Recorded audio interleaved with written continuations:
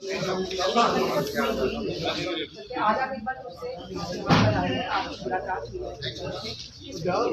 Actually ہم نے chief secretary صاحب سے تقریباً پچھلے 10 دنوں میں 2 بار ملاقات کی ہے. پہلی بار ہم ان کو ویلکم کرنے گئے تھے. آج انہوں نے بلایا تھا ہمیں کل 3 بجے، تو ہم نے وہاں پہ ڈیمانڈ چارٹر دے دیا. اصل میں بات یہ ہے کہ ایک امید جاگی ہے. دیکھیے سرکار نے بہت سارے مسئلے حل بھی کیے لیکن بہت سارے مسئلے رہ گئے.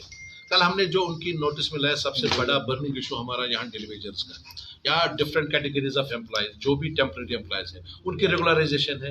اسی طرح سے ہمارا جو جی پی فنڈ جب ریٹائر ہو جاتا ہے یا بیچ میں کسی کو ضرورت پڑتی ہے اپنا پیسہ وہ وہاں جمع کر رہا ہے، اس جی پی فنڈ وہ روڈے اٹکا رہے ہیں، پیسہ نہیں مل رہا ہے، وہ ہم نے ان کی نوٹس میں لایا. اسی طرح سے منیمم ویجز ایکٹ. اب دیکھیے اسمارٹ سٹی کی گاڑیاں ہیں، ڈرائیور 18,000 تنخواہ لے رہا ہے، یہاں دوسرے موقع میں 9,000 روپये کام ہو رہا ہے. آپ لداخ جائیے وہاں پہ 18,000 تنخواہ ہے. تو میں نے چیف سیکرٹری صاحب سے کہا کہ ایک ہی ریاست میں، ایک ہی جموں کشمیر میں، کل تک لداخ اور کارگل بھی ہمارا ہی پارٹ تھا، آج بھی وہ ہمارے ہی بھائی ہیں، وہاں پہ اگر کوئی ڈیلی ویجر 18-20 ہزار لے رہا ہے تو کیا وجہ ہے کہ جموں کشمیر میں آپ اس کو 9,000 پہ چلا رہے ہیں؟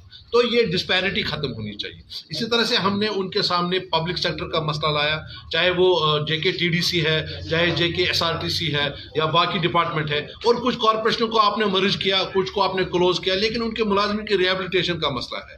اور جو کارپوریشنیں چل رہی ہے ان میں 7th پے نہیں ہے. Are T